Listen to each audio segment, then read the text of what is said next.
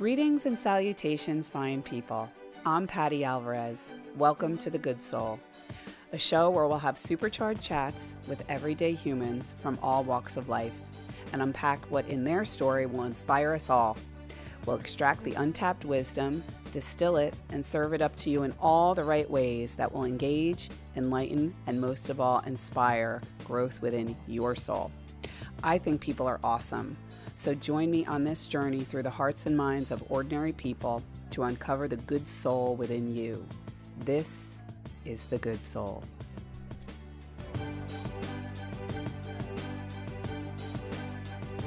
Hello, everybody. Welcome to The Good Soul. I'm Patti Alvarez, and we are on episode 20. This episode is titled Meeting Mr. Mayor. We're celebrating awesome town, our town of Mooresville, USA.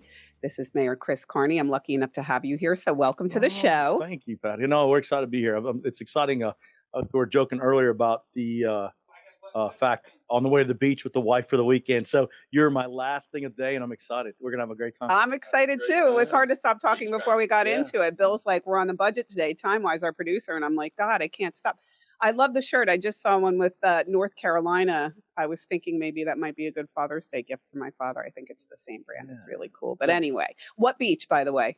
We go to Pine Hill Shores. We have for 25, 30 years. Forever and ever. All right. Well, cool. Well, that's a good segue. So Chris Carney is the mayor of our great town, Mooresville. It's been how long since you were elected?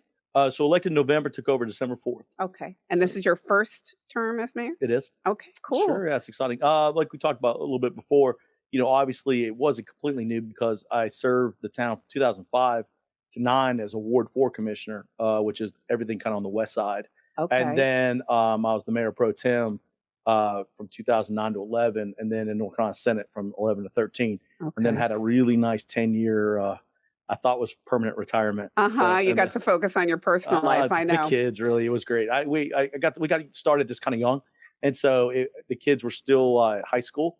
Okay. And it was really nice to kind of get them off and then get to go see the sports and get to go see their different activities, and then get to spend that last really valuable time before they, leave home kind of forever. Sure. Yeah, I have this conversation regularly. You cannot buy back the years. Cannot, breaks my heart. Yeah. I wish I could. I know. I agree. Don't we all? Don't we all? Okay, so let's rewind a little bit. Let's talk about baby Chris Carney, little Chris Carney. Okay. Where did you grow up? Tell me a little bit about your history. So that's a great. So I always laugh. My parents are really interesting.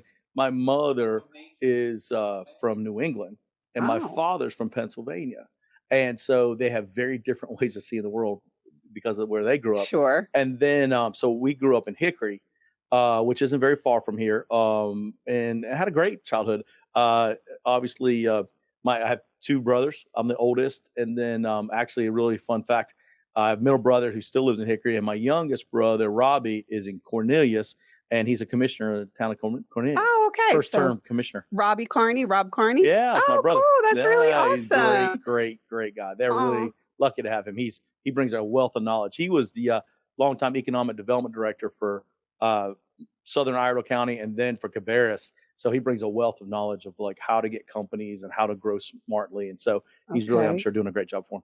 What a fantastic thing, too. And this is what I want everybody to really understand when we talk about politicians and people in power. And sometimes people kind of scoff. And it's like, no, what an honor and a gift to have people like yourself and your brother who bring your education, your background, your chutzpah, time away from your families, time away from your businesses. And you come in and you serve the community. And so right off the bat, I want to thank you. That. And I think it goes both ways. Honestly, it's a real honor actually to also being an elected official. And I tell when people give you that confidence that they're entrusting the health and wellness and the community to your leadership, that's a pretty big deal. And I'm not sure everybody in government always gets that. You eventually do, I guess, as you get older, get some gray hair. Yeah. But it's I good. I like it. Yeah, I like it. Yeah. It's come with a lot of years of wisdom. You earn them, right? Yeah, that's right. Well, wait, did you ever see the picture of presidents when they go into the office, the before and after? And when I think it was George Bush. That is like. So we joke because obviously serving when I was in my early 30s, there is this joke that if you see pictures, I came in, I had all brown hair, and I joke. So I joke with the town staff. Remember when I was brown headed, Chris Carney, and I was such a different elected person back then. I still got a lot of fire in the belly, but they'll tell you I probably was a little more like shoot than aim, and because I Okay. was young and I was an experience, and I knew I wanted to see change, and I really wanted it now. And Yeah. so now I still have lack patience, but I think I have a better understanding of just human behavior, and Hmm. sometimes when you can take the stick and when you should use the carrot, and stuff Yeah. like that. And in government, I believe wholly in the carrot when you're dealing with whether it's development groups or whatever. Anytime you can get them to do something willingly, it's a whole lot easier than trying to force them down the path. Sure, Yeah, absolutely. Well, and they do it with joy, they do it with love, yeah, and and they it work gets harder done at it. better. Yeah, Sure, yeah, sure. Yeah, it's funny because I told you before the interview, and I've mentioned many times on the podcast, I'm an aspiring politician. yeah. I've served a little bit locally in New Jersey, and I always say I'm going to run for U.S. Senate, or I want to be a representative or a senator, and I'm just going to go for it. Like if Donald Trump can do it, and Ronald Reagan can That's just right. jump That's in, right. but Yeah, then I read your credentials, and I'm like, wait a minute. yeah, Maybe I should serve on a local level. yeah, yeah. Probably be a lot to learn. So hopefully we can have a conversation after this, Sure. after your vacation, I love to because get more people involved. Honestly, I don't think we get enough I say it all talent. the Talent. time. Yeah, for Yeah, sure. I say it all the time to people. Am I not the first person you've ever met who said they want to be a U.S. senator or go to Congress? And everybody has. I've yet to get a no. I met somebody else. It's Yeah. like I've always I will tell gotten. you right now, I have no interest in it. So if You don't? I do not. I got to operate at the state level, and I tell people all the time, a state senate district is pretty large, and so I had Iredell, Lincoln, and Gaston counties, and I just realized that I generally care for people and trying to do good things for them, but I always still loved my area the most. And Interesting. so when I Where the heart looked, is. yeah, and It's where your heart is. when I Yes. came back around, that's the only reason why I would never have done a job that wasn't the community that I raised my kids in. I've started my businesses. I just really love Mooresville, and it makes it a lot easier to do this job every day. Okay. Yeah, for sure. Okay. All right. So, where'd you and your wife meet? It's a great question. So we met when I was 17, she was 19, and we both worked at Catawba Country Club Okay. as lifeguards. And one day I got the courage up to ask Oh. a Chapel Hill girl when I was in high school still Uh-huh. out, and Turning red. I did. So She sweet. said yes, and that was it. Okay. That we been dating ever since. And then were you born in Pennsylvania or I was born, believe it or not, I was born in New Hampshire. you born in New Hampshire? I was, Okay. and then moved to Hickory when I was a little kid. Okay. And then what brought you to Mooresville?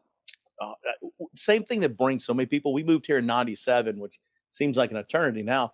But we same thing. Got done school, went lived in Charlotte for a couple years, like young people want to do. Okay. And when we knew we wanted to start a family, we knew we didn't want to raise them in an urban atmosphere. Okay. And so we kind of looked at like the Denver area of Lincoln County and the Mooresville, and the school system here was just so fantastic. Sure. And we were walking through a neighborhood and met a nice couple and asked them what they thought of living here, and they just loved it. Yeah. And so we're like, okay, and that's how we went. We bought a house in their neighborhood.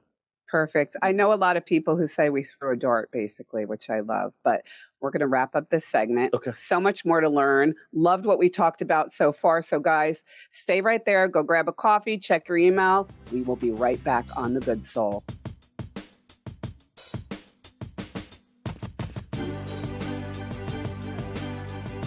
Hey, everybody. Welcome back to The Good Soul. We are in episode 20. I can't believe this. We are with Mayor Chris Carney, the mayor of Mooresville. So happy to have you. Thank you. Learned so much in our first segment. Ready to dive in. So we have one more thing to cover before we get more into being what it's like to be mayor. Let's talk about your kids. That sounds great. Yeah. Rachel, Maddie, and Will. Rachel and Maddie are identical twins. Okay. Went to school at Lakeshore, and then went on to the IB program all the way through South and on Chapel Hill. Maddie is she's in law school at Campbell. She's interning up in Chicago this summer with a law firm up there. And then Rachel is, she after Chapel Hill, she's at State getting her master's in physiology.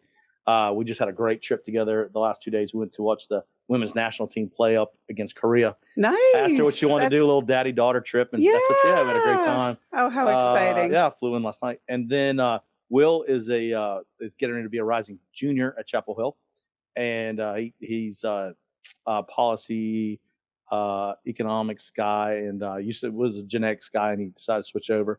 And his goal is going to go to law school as well. So Okay. all doing great, great All kids. right. And I'm what's your really wife's lucky. name, by the way? Francie. France. Oh, what See, a we call her great the name. boss. Call her the I boss. love it. Yeah, that's my name, or at least The my boss, self-proclaimed boss. Well, Yeah. you appreciate this. The kids call and like they're having, it always seems like the moms and the kids are having and they're going back and forth, and they call me to referee, and I'm like, what I haven't figured out. I answer the same boss you do. Yeah, I got no pull here either. Yeah. It's like she makes the rules. I follow them too. Even the mayor's wife. We used Yeah. to say in our house, if mama ain't happy, ain't nobody That's happy. exactly right. That's the truth. The only place I get out of being told to do by Francie's at town hall. So that's good.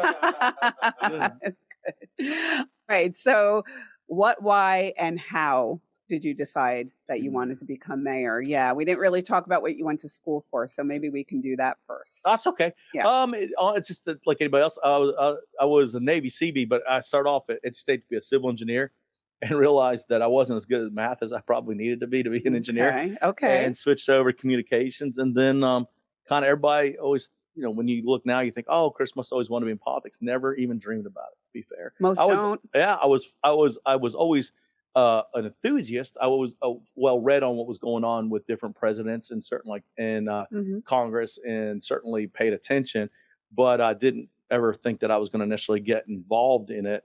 And that's actually a really interesting story. When people ask, so we moved in '97, so it was probably about 2003. I decided to go to a town board meeting just because I wasn't unhappy. I was very happy, loved the town, but I thought I should at least have some idea what's going on. So I decided to go and just pay attention for a night. My goal was to go, and I don't think I would have ever gone back. And it's funny, one of the guys that used to be on the board always tells people, kind of Frank Owens, that you can always hold him responsible for why I'm an elected official, because there was a sweet elderly woman who wanted to have her land rezoned back to what it used to be. She wanted to put a little dentist office or a little law office there. And so they asked her, like, well, let's do some homework, come back next month. So I'm like, well, I'm going to go back and see what happens. Well, they put her off one more time. And so I came back the next month, and then they turned her down. And on her way out, the people who were against it went to one of the former electeds and say, thanks for all your help. So I realized that there'd been a lot of lobbying against this poor woman. And so I went and filed my $5, told my wife that I said, I can't live in a town where somebody doesn't get a chance to have their voice heard. And so I filed my $5 and ran for office. Almost like bullying. Like you kind of were like, let me just stand up for this woman. I couldn't help it. I just seemed to be wrong. And it's just basic. And that's why to this day, a lot of people, they don't always love the idea, but I'm a big land rights person. I believe that if you buy a piece of property and you've worked hard to have it, I need to let you do something with it. Now, it doesn't mean you get to do anything with it, but I need to let you do something with it. Sure. And so when people say, oh, the growth, like, I understand that, but we all chose to come here. How do I look at the farmer who's had it for multi-generations? He didn't buy IBM stock. He didn't buy Coca-Cola. He bought 100 acres in, 1893. Right. And his grandfather farmed it, and his father farmed it, and he's farmed it. And now it's time to do something different with it. And, a person wants me to tell him he can't. That's a difficult conversation. I absolutely agree with you. And we'll get into the influx and traffic we touched, but I completely agree with you. I say that all the time. Who are you to tell this woman that she's not allowed to do what she wants to do with her land? Right. And the good thing is, in America, if you want that green land to stay green, go buy it. Yeah. There you go. I know. Leave it green. Yeah, you live green the rest of your life. My father was in the tire business, and he made some really great real estate investments that he left to my sisters and I. And one of his jokes was, you make money sleeping when you're a property owner, which is kind of cool, although he worked his fingers to the bone 14 hours a day. But I had a friend of mine who just, I think, has just no concept of basically what you just said. Go on Facebook one day and said, it was during COVID, and she said, I think all rent should be free, housing should be free. Oh my gosh. And she's in the food business. And I said, okay, well, what's more primal and necessary than food? I think all your food should be free. That shut her up quick. Right. Right. And you'll appreciate this, because there are times when your land use plans get out of skew. And so one of the things we've worked on and it's only been 6 months, but it feels like it's been a while, is the apartments.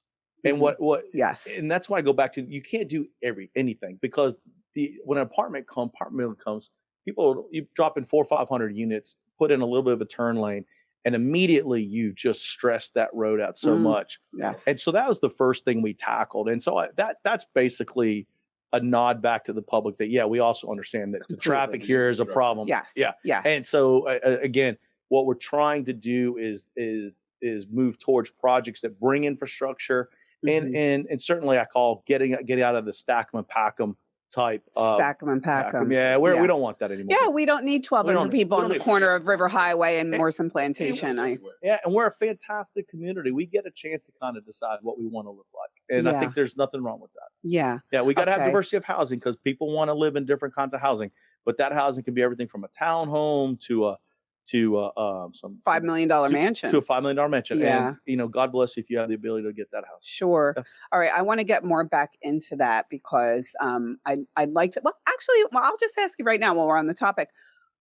What would be the alternative to, say I have 5 acres and I want to put a 2,500 unit? I know I'm exaggerating. What would you suggest to a property owner that would keep the townspeople happy and the property owner happy? So a good thing we've tried to move towards, because what we got to remember too is of course, at my age, I'm 52. Buying a house today is I'm in a different time of life. Yeah. But when I moved to Mooresville, I was 26 years old, right? And if I moved here at a housing price, I could never have bought a house here. At that time, I was a young guy at the bank, and my wife is a pharmacist. And so we had good jobs, but we could never live at that level. You're talking about entry level housing in Mooresville, so like $450. I mean, average pricing. Davidson $650. Yeah. And so essentially, so the thing that we can't help is the fact that land has become more and more expensive, and people always lose track of development. It's just math. It doesn't matter whether it's a $5 million house or $250,000 house. The same road goes in front of it, the same water line, same sewer line, same sidewalks. So you still have that same overwhelming amount of infrastructure cost. So what helps us is when we can make those lots smaller, because you get a little bit more thing. So that's why townhomes are still about as economically available real estate that we have. So essentially, that's what we're trying to encourage. If you're trying to figure out how to put more units because you want to have a price that allows for people to come to Mooresville, then townhomes is kind of the way we're pushing. And instead of you putting in 15 units per acre, now you're putting in 8. Okay, so I was going to say, what are we drawing lines? Are there limits now? Because you go on a Facebook page, the Mooresville Moms page. People are like screaming like banshees, and rightfully so. Sure. It takes 2 hours to get out of the Target parking lot. No question. So, what do you say to these people? Yeah, I tell them that's kind of, we got to have diversity of housing, and essentially I tell them, I agree with them. Let's get out of the apartments. And I always use Morrison Plantation as a great example. If you look at Morrison, it has a great diversity of housing, but it also has quite a bit of infrastructure. But for 150, the other sides of it all operate pretty well, right? And that shows you what happens when you have a well planned out community that also has a well planned out infrastructure. So we don't want to turn our back on those opportunities. So let's make sure we do that. What we have to get out of the 500 units with a turn lane. That's the stuff that's getting us. And we've made it to where that no longer can be done. It was by right, and we took all that away. So no more. There's still 2,000 units that were approved prior to us coming in. But I'll tell you, going forward, we haven't approved anything like that, and we're not. Did you hear that, everybody? They haven't approved anything like that. Nothing. And another thing I have to say, and I'm sure that your peers in other towns, I'm sure you talk to a lot of different mayors and such. Where I'm from, it's the same thing. Between 4 o'clock and 6 o'clock, no matter any town USA, there's going to be traffic. I mean, it's that simple. And to be fair, the same reason people come here is the same reason we all came here. Yeah, it's a wonderful place. Great place to live. Yeah, it really is. And the idea is, and I always heard, when somebody says, well, we got to stop people from coming here. Well, people thought that before we all got here too. Yeah. Mooresville was 9,000 people in 1990. Yeah. They would have loved for none of us to have come here, and essentially, and I tell people all the time, the great thing is, with growth has come such a great mixing of thoughts and the only thing I always ask people is, remember, when you move here because you love it, you're moving here to become us. We're not going to become you. Yeah, You're coming here to become us. Yeah, we'll try our best with the pizza and the bagels, everybody. It, But yeah. Well, I say it all the time. I mean, I grew up right outside of New York City. I think that you guys abs are we now. I would say I'm a we. Yeah. No food down here. I mean, we're never at a loss for where to eat. No. I mean, the culture, the plays, the parks. I mean, there's so much. Yeah, we're spending $180 million on infrastructure improvements, whether it be roads, adding a ton of roads right now. We're adding a ton of upgrades to our parks. Okay. Completely redoing a lot of sidewalks, a lot of greenways. So the idea of us not investing is not true. We're investing a tremendous amount into quality of life for our citizens. Okay, right let's hit pause because I think we should talk roads and what's going to happen with all this tax revenue that's coming in now. So guys, we'll see you in a few on the Good Soul. Don't go away.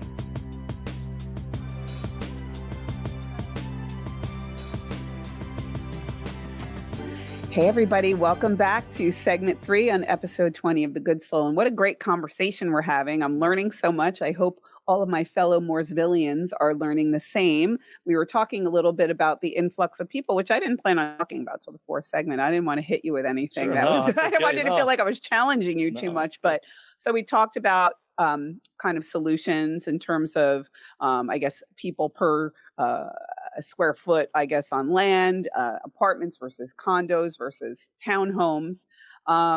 What do we do about the traffic? Because we do have a lot of people here at this point. And currently the most pressing one is obviously 150. Yes. Our understanding is November is when it starts. Okay. So it's just good. We've been waiting a long time. As I always try to remind people, it's going to hurt a lot more before it's over. It just will. Yeah. If you lived on Broad School Road during the construction, you remember what that felt like. So now we're going to be, but you got to get started. And so it'll start in November. Pushing really hard on exit 38, which is up at Cornelius Road. Okay. Because I think that will give us another east-west way to move traffic. So instead of it always depending, when you're coming north and you hit Raleigh, you can get off and go east to west. You don't have to use exit 36. Well, if we can have that same, Ford they're growing their own city over there, and they're coming over here every single day. Yeah. And that's some of the stuff that we don't have any control over. Yeah. So we're trying to prepare for that, but it's hard. Yeah, I have a friend who lives in Troutman, and Ray, she actually works at the studio, and she's like, I was at Target, and I'm like, oh yeah, she comes all the way here to go to Target. Yeah. So what will the 150 development look like? Can you give us a quick summary of? Oh, it's it's a super street. It's going to have even just like the 150 Williamson intersection. It's enormous. It's like, is it true it's going to be a roundabout? No. Oh, it's not. Okay, I thought that's why they knocked down that strip mall. No, they're not going to be a roundabout. That just shows you how much it grows, though. Wow. And, okay. Yeah, it's going to be quite. And then it's a super street, which means you'll have no more lights. Okay. So essentially, when you want to go, for example, as you were saying, I live down behind Target off Bluefield Road. Okay. So when I'm going down towards, say I want to go to Lowe's, I can go to Lowe's, but when I come back, I'm going to have to do a U-turn to come back. So you'll come out of Lowe's and only go right. Okay. And then every now and then towards you'll have Walmart. And every now and then you'll have a place to spin around. Okay, U-turn, direct U-turn, because in New Jersey, a U-turn is a jug handle. Yeah. Is it an actual U, like you'll just U it, or will you have to take a jug handle? My understanding is a jug handle. It's because I think they call it the Jersey whatever. Yeah. Oh, is that what it's called? I think you guys are infamous for it. But, hey, it works, right? Yeah. What is there a place on the town's website where we can go to see the plans? There is, and the DOT also has one out there. Okay. And so it's a pretty baked in, because honestly, it should have started 6 years ago. So there's not been any changes really since then. Yeah. Google it, guys, and I will also put a link in the text field so that people know where to go. Great to see. So let's switch gears a little bit. We were talking on the break because I am I guess I'm enamored. I feel so lucky to have people like you be a part of our community. We appreciate you. And I do get really frustrated. You use the word narcissist when people kind of poo-poo or kind of like that kind of, I don't know what you want to call it, but they kind of look at leaders as if they're power hungry and they're greedy and they're corrupt, and just spend 5 minutes with somebody like Chris Carney, and you will Appreciate it. think otherwise. Well, I'll say it again, as I said, you take time away from your own personal life, your family, your business to serve our community. Um, what inspired you to do this beyond that board meeting? So taking the 10 years off, I was like anybody else. I'm at the grocery store and and people are upset and they're complaining about the direction, and we're losing our sense of Mooresville that kind of makes us special. Okay, And this is in this is 2010ish. just 20. No, this is right now 20. Call it 2023. Oh, so coming like back in to a the mayor. Yeah, post-corona world. yeah. Ooh, okay, So okay, people were upset, apartments and other things, sure. and some of the corporations had just talked about it. And I'm still a fairly young guy when it comes to this job, Mhm. and when they started saying, are you ever going to come back to do something? And everybody always thought like the state, because we have this idea that once you get to a level, that's like your new level. Mhm. And what they don't realize, I just didn't enjoy that job. And so I wasn't Mhm. ever going to do something that I don't. To your point, and I think people who know me will tell you, I'm the same person whether we run into each other in a restaurant or at a town board meeting. And sometimes I think the press always laughs because I am quick to look at a person making a presentation and go, "Dude, what are we doing here?" Yeah, yeah, totally. It Yeah, doesn't seem very mayoral, but yeah, come on. Sometimes you just yeah. gotta. And I like to have a good time. I'm not Mhm. afraid to have fake fun of myself, and I'm not afraid to have a fun with somebody else. So Sure. I think it keeps it a little. You got to lighten it up, because if not, this job can get really heavy at times. Because you're dealing with stuff like the fentanyl and other things on the the crime that we're trying to keep out of here.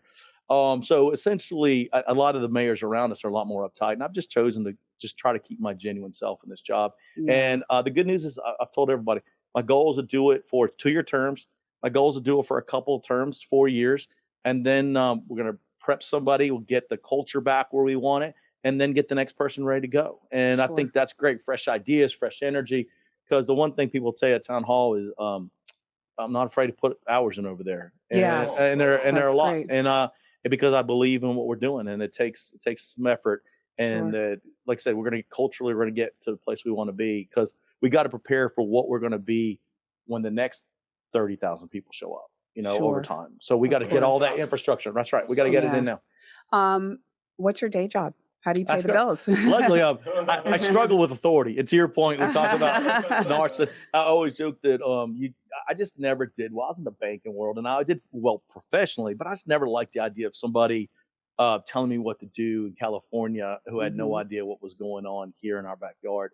I was a Bank of America guy back then, and so essentially, I went out and started my own business, and since then I just kept doing that. I try to stay in the world that I understand. But I own 4 or 5 different companies, and I love doing it. And it's All basically investment related or all, yeah, everything from I don't I have some land here in Mooresville. okay, I With a partnership group, we bought some downtown in an area that needs to be redeveloped, because we thought it okay. was really important to do something that made that better.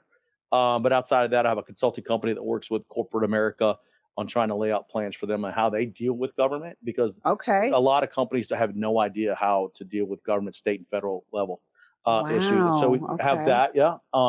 And I've got some other ones. So Right. the consulting company I own by myself, and then I own a piece of the other ones. Okay. Yeah, I think what I also love about local politics, and we would be, be crazy for me to suggest that there isn't tension politically in the well, world. sure, sure. What I love about local politics is it's not nonpartisan, and I don't want to talk about this, so I'm not going to say what I am or what you are. You guys can do your own research, but I didn't even know if you were red or blue when you Yeah, how walked about in that? this door. Yeah, which I think is really cool. Do you think that's It is, but it always makes me laugh, because one of the things that was so funny at the polls is there's another Chris Carney from Pennsylvania who's a congressman, and he's a Democrat. And I'll okay? share with you that I'm a Republican. Okay, And so okay, you I'm can do okay with that. that. That's fine. I Yep. have been my whole life. And but it was funny, because I always say picking up trash isn't necessarily a partisan issue, right? Yeah. And so making sure that you have safe police and fire. So, but it was funny that I would have people walk up and say, I really like what you had to say. And even though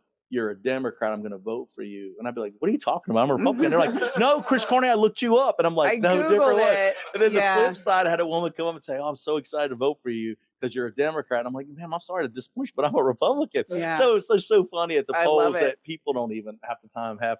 And, Yeah. it was interesting.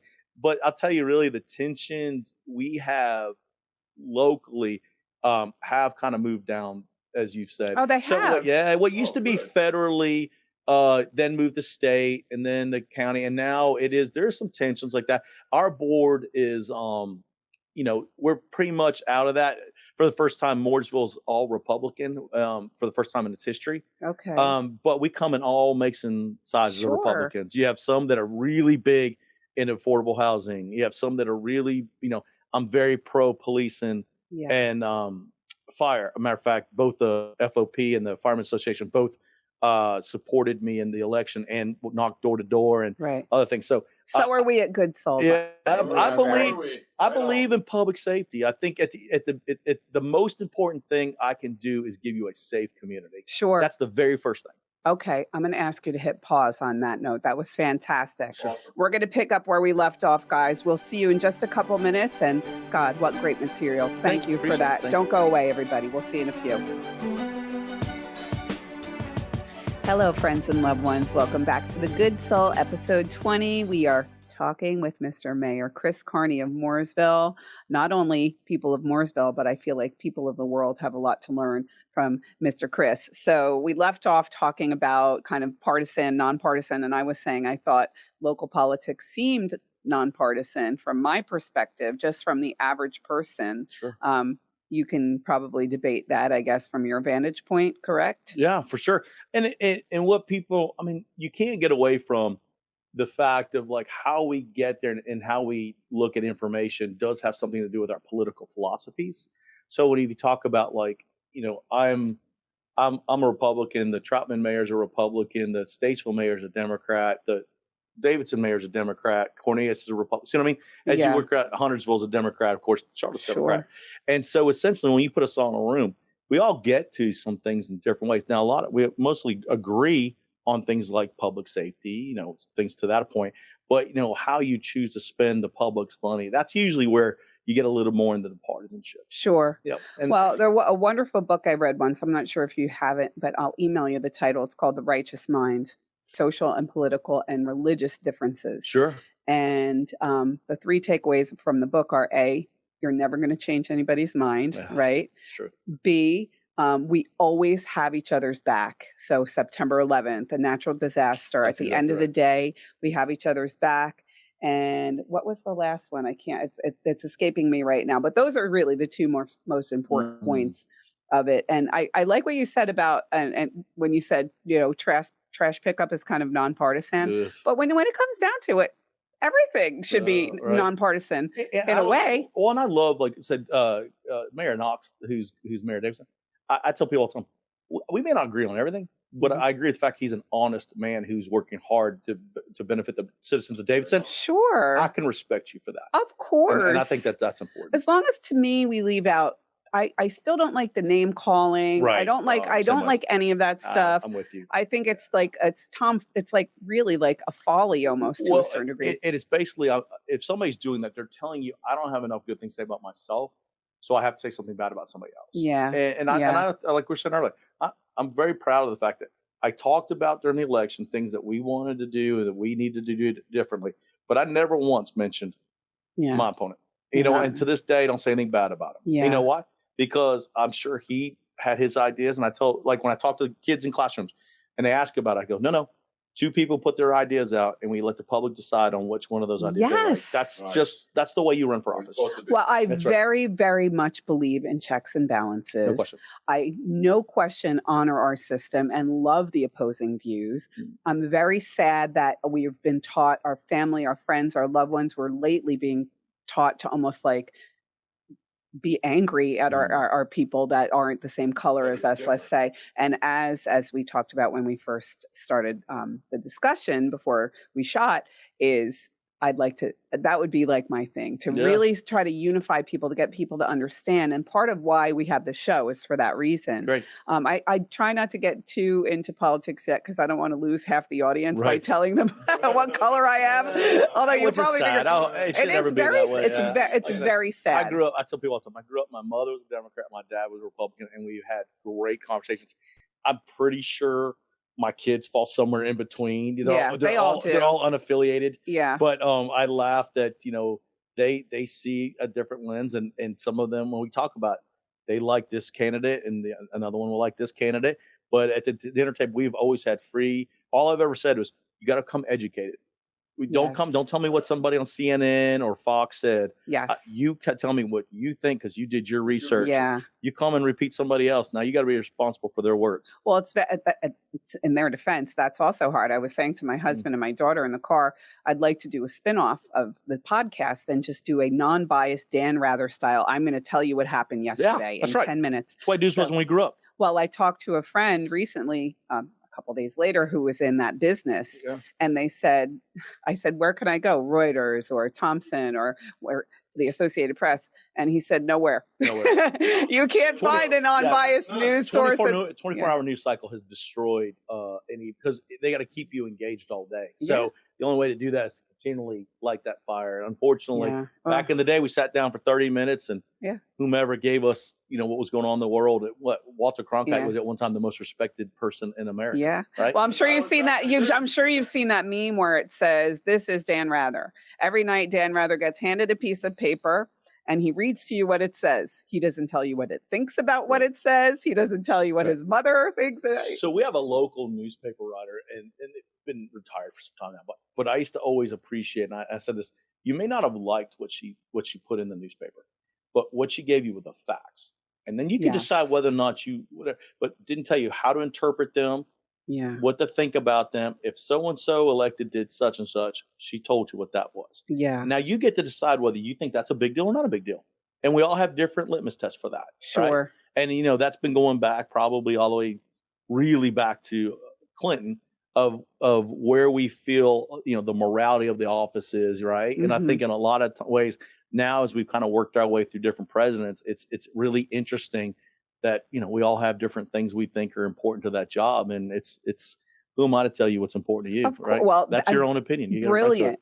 Well, it's funny because when we do talk, a lot of people come and go in the lobby and we have these conversations. We try to keep it very unpolitical, but one saying, and I'm sure you've been hearing this, I've been hearing it probably my entire adult life, is I'm fiscally conservative and morally, socially. Yeah. I do kind of like that though. Yeah. I do. I think that, okay. My wife's a good libertarian. I tell people all the time. So you want to talk about stuff like that, talk to Francie Carney. She has got a really interesting way. Her point has always been, government needs to stay out of my bedroom. There you go. And I was like, oh, okay. All right. When I snore, I need to stay out of our bedroom. So it's okay. I love it. All right. So quick rapid fire. How much time a day do you spend, or how many hours a week do you spend on being the mayor? 40. 40. Yeah, okay. 40. What do you typically do? What are there certain things you have to do every week, or does it vary? No, you got to spend some time in the office because you got to be there for when people want to come in and express their frustrations over stuff. And certainly a lot of contracts that have to be signed because the mayor signs contracts. So like today I sat down and probably signed 25 this morning, and so stuff like that. So there's just the business side. And then just, you're the cheerleader of the town. So it's my job to be with the manager and make sure we're aligned in the way that we're going. So I'm bringing the message from the board to the staff of this is the direction we want to go. Okay. And then they implement that direction. Who has to kind of check in with you? I wouldn't say or would you say the police force, the EMT, the fire department? Are you kind of I wouldn't say their boss, but are you holding them accountable? So really the way we have it set up in our system of government is the manager really works for the board. And then everybody almost, except for the attorney and clerk, everybody else works for the manager. So if I have an issue with somebody, my job is to go to the manager and have her manage her people. Okay. Now, do I go directly to the police chief and say, hey, tell me about this? Of course I do. Sure. It's the best way to get information. He's a great guy. Yeah, he's a great guy. Yeah, we love him. Awesome. Yeah, he was just sitting there a few weeks ago. Yeah, I love Ron. Wonderful. Really great guy. So essentially that obviously we have that same thing. The assistant managers, I go straight to them if I have a question that falls underneath them. They're But hired, the managers. They're not elected. that's right. Okay. The only people elected are the 6 commissioners and the mayor. So 6 7 commissioners. total. Yep. Are those jobs really hard to get? Or are you guys always in search of people who want to run to be a commissioner? I would tell you, having a quality slate of candidates isn't always easy. Okay. Right. And I think that to your point, a lot of people are frustrated because they see what on TV and all the fighting in politics, and they don't want to do that. And they don't want to your point, when you're joking about narcissists, you're basically, I always laugh. It's like being in high school and being put up for the, best smile or whatever, and everybody gets voted. Well, now just imagine now you've got 40,000 people deciding that, right? Sure. And sure. it's a lot. You better like yourself a little bit, right? Of course. Yeah. Well, and you have to have a passion to want to You want to make the world a better place. You got want to to serve your community. You got to enjoy meeting people. Yeah. Every day, it doesn't matter where I'm going. I was on a plane, like I told you, going up to Minnesota, and somebody stopped and said, "Hey, Mayor, I haven't had a chance to meet you, but I wanted to say hey." And I was like, "Oh, it's good to." So we talked for a few minutes while we're getting things. And if you're uncomfortable with that, and having somebody have an opportunity to voice what they like and don't like, it's just in the job for you. Sure. Yeah. And again, just like I'm running this yoga studio, I bring it. I Yeah, want to bring it. hear it. Yeah, I same want to way. fix it. That's I right. want to talk about That's it. right. Yeah. Yeah. How long are the terms for council? They're 4 years. They're 4 Yep. years. And then the mayor's 2. Is that a very competitive race, the council, or is that? Yeah, they are. We have several that have been there for a while. Okay. And so obviously the public's happy with the job they're doing. But yeah, it can be pretty competitive. I know when I ran the first time, I had somebody run against me as a commissioner, and then the next time I didn't have anybody run against me. So I think it just depends on what kind of job you're doing. And Okay. but people are pretty good about when they're fed up with who's in office. They show up and It make a shows up. change. You hear them loud and clear. You'll know it's coming. You hear them loud and clear. Okay, so just want to wrap this up because I want to have you back. Because I think we need to talk more about like what's going on in the town and the cool things that this wonderful place has to offer. But real quick, what can the people of Mooresville do to get involved? Let's start with, when are the meetings, the board meetings? So first and third Mondays. Okay. From 6 until. Right. But I will tell you actually where people are always looking. We have a planning board. So if you're ever wanting to get involved in eventually run for office, that's a great place to start, because you learn how land use planning works. Sure. Obviously, we have tons of things depending on your passion. If you're passionate about, we have an art council, we have a recreation board, we have all kinds of places where people can fit in.